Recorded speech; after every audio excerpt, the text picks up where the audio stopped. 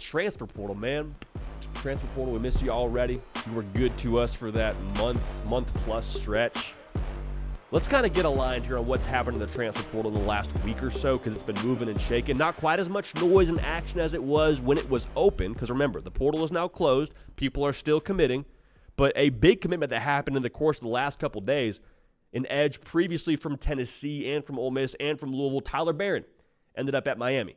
Now, if you have no idea why I named all those teams, Tyler Barron played for Tennessee a season ago, had 6 sacks, pretty productive player, starting kind of caliber player in the SEC, transfers during the winter cycle to Ole Miss, ends up not being a fit, transfers to Louisville, jumps back in the portal during the spring cycle, and then gives his commitment to Miami.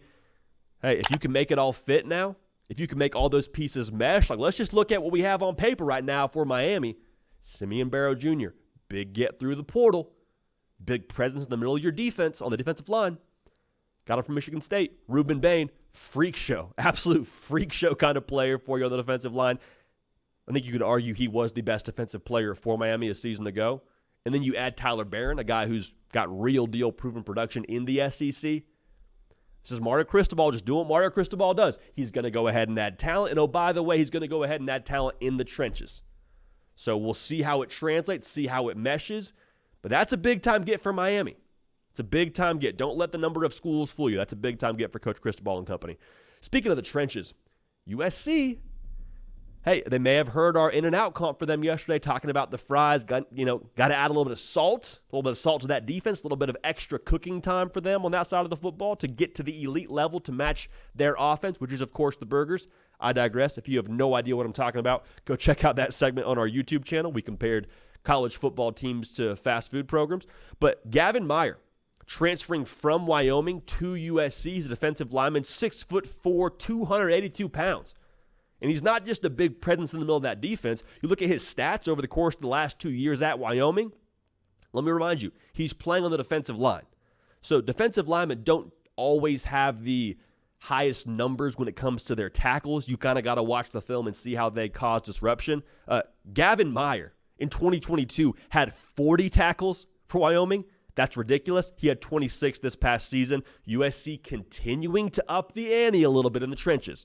You pair him with Bear Alexander. I'm not saying it's going to be ready-made, bada bing, bada boom, let's go win Big Ten championships, but I am saying now, you bring in Danton Lynn, you bring in Eric Henderson, Coach Henny, who's got some juice now when it comes to adding top talent at the defensive line position. I'm just saying, keep an eye on the Trojans, keep level expectations, but a new voice, new energy, and now some new personnel in Gavin Meyer, it could make a difference. It can make a difference. How much of a difference remains to be seen. Speaking of difference makers, Elijah Badger, he was one for Arizona State during his time in Tempe, Arizona. He is transferring to Florida.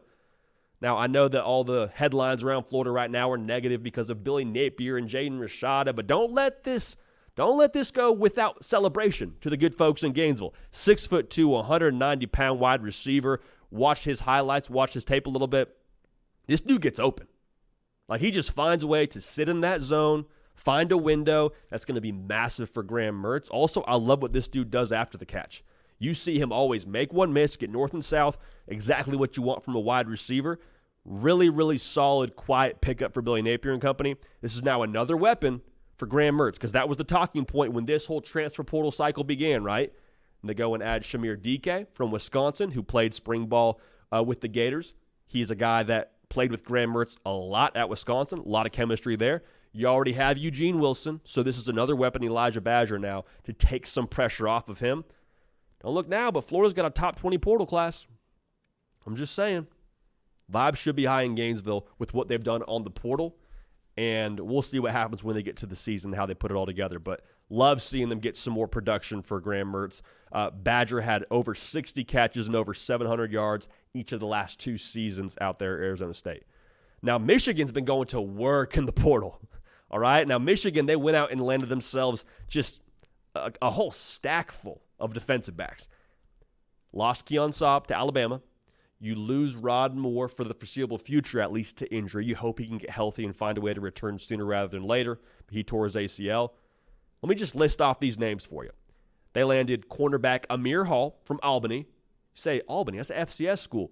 Yes, one's where Jared Verse went, so there's some history there of guys translating to the FBS level and having some success. Also, he was an FCS All-American. Dude can play some football. Wesley Walker, who was previously at Louisville but played last season at Tennessee. LSU and USC were in the mix for him. Walker had 53 tackles last year. Translation, dude's a ball player. Other people wanted him to be a ball player for their school. Safety, Jaden Mangum from Michigan State. Honorable mention, all Big Ten kind of player, had 4 interceptions last season. And then safety, Ricky Johnson from UNLV. And then just to top it all off, Amarion Walker, who was at Ole Miss previously and before that was at Michigan. He's back at Michigan. We'll see how they utilize him, but he could also be a guy who could factor in the secondary for you if you choose to do so. Michigan stacking up on DBs. You love to see that for Sharon Moore. You love to see them addressing needs for that program. Pair that with Will Johnson. Going to be a lot of competition in that room with the safety position. I'm excited to see it. But Michigan, they're making it very clear. They're willing to play ball and go after it in the portal and address their needs. So, transfer portal, man, that's probably our last portal segment for some time, assuming there's no massive news headed our way here in the near future. But transfer portal, we miss you. You never know what you got till it's gone, right? And that probably goes for some teams as guys would leave through the transfer portal. That goes for us on this show, celebrating the transfer portal, talking about the transfer portal.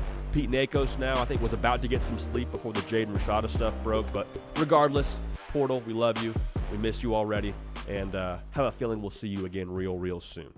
Hey, y'all, thanks so much for watching. Subscribe to the channel here to make sure you don't miss an episode of The Hard Count. Also, be sure to check out other videos on the On3 YouTube channel.